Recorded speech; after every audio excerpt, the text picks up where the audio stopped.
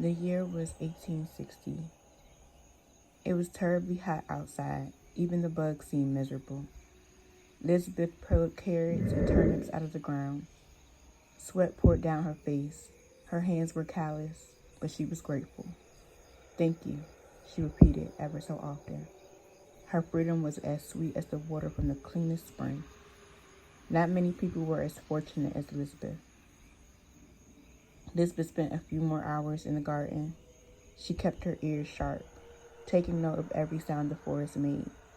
Finally, she collected what she grew and made her way back to one of the small huts that were tucked away on the mountainside. Despite the heat, Elizabeth happily made her way over the rugged terrain. The cowhide that clung around her feet and calves did its best to prevent cuts and scrapes.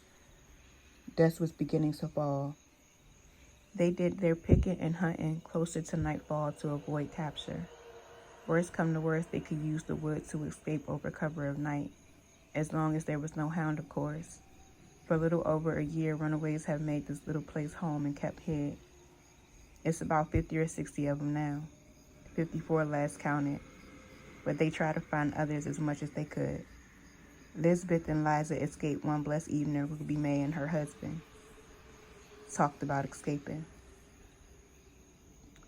She was raised in the woods, so she knew the way.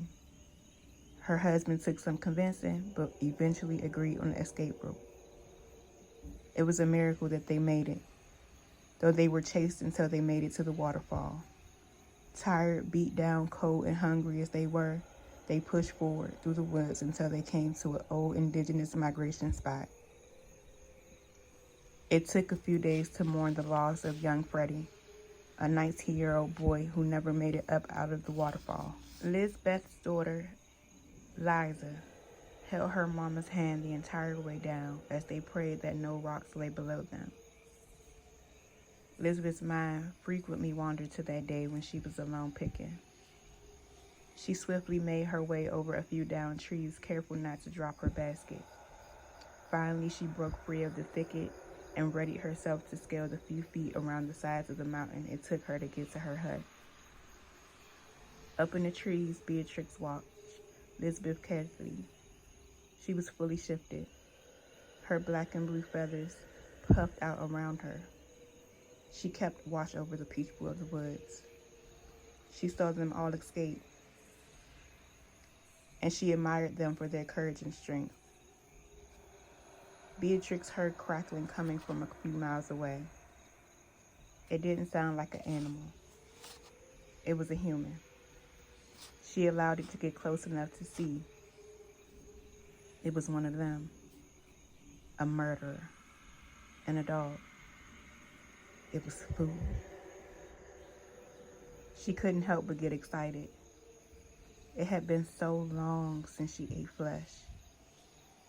She tried to calm her inner beast, but she was starving. Her eyes narrowed as her wings arched behind her. Instinct took over. She lifted high in the sky before swooping down. A brave man who came to hunt people alone. Bittersweet. If there were more of them, she simply couldn't eat them all. She grabbed him by his shoulders. "Be calm, Beatrix," she told herself. "Don't fill him with too much fright. You'll spoil the meat." She reached a good rock, the best one, before releasing her meal. It was better that way, so they didn't scratch and fight at her. She doesn't like that. She looked down to see if he was still moving, circling for a bit before going in for her meal.